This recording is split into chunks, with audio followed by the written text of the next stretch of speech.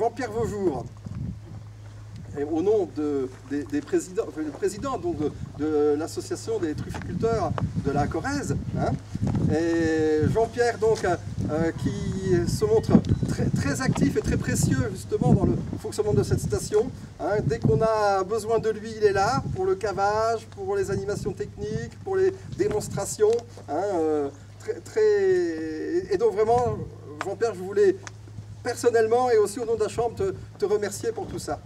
Et puis après, bien sûr, il y a beaucoup d'autres bénévoles, et alors, un autre qui est particulièrement actif, hein, donc Alain Champagnac, hein, qui est un peu la cheville ouvrière de tout ce qui se passe ici. Et donc Alain aussi au nom de la Chambre hein, accepte nos remerciements.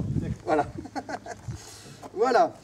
Et puis bien sûr vous tous, hein, parce que tout ce travail, si on le fait, c'est par passion, et puis on sait qu'on partage cette passion, que cette truffe, c'est quelque chose qui nous émeut, et puis bon, il y a tellement de secrets, tellement de choses encore à découvrir, à comprendre, que voilà, on sait que ça nous unit et qu'on est ensemble là-dedans à essayer de comprendre et puis à la fois d'arriver à produire un petit peu mieux, bien évidemment, mais aussi de partager de bons moments ensemble. Et des journées comme celle-ci, ben, c'est aussi là pour ça, hein, pour être ensemble et puis pouvoir échanger hein, sur nos façons de voir les choses, nos expériences respectives. Voilà. Donc ce que je vous propose aujourd'hui pour le programme, c'est de commencer par un petit truc en salle au frais. Hein, ça. Et pour faire, je vais préparer un petit diaporama sur des travaux qu'on a menés là, cette année, notamment sur la cartographie des sols truffiers. Hein. C'est un important travail qui a été réalisé, donc on va expliquer ça. Et à la suite de ce travail, en fait, on s'est rendu compte qu'on pouvait exploiter toutes ces données de ce travail dans d'autres directions, et notamment pour étudier ce qu'on a appelé les plantes bio-indicatrices.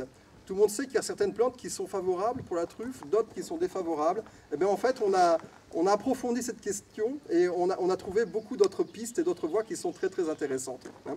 Voilà. Et puis donc ensuite, eh bien, on ressortira et puis on fera un petit tour, passer de la théorie à la pratique, pour aller faire le tour sur certains des essais que l'on mène sur la station. Hein, et vous parlez notamment de quelques essais, hein, un qu'on mène depuis maintenant 2 ans avec le CNRS et Marc-André Sellos hein, sur la génétique des truffes.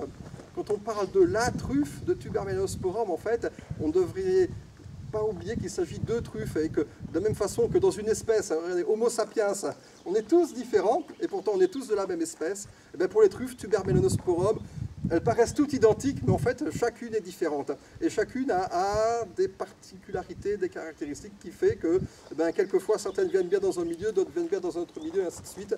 Et que ça nous apporte aussi un certain nombre d'informations et de compréhension de certains problèmes qu'on a dans notre culture. Voilà. Alors, si vous voulez bien me suivre, on va aller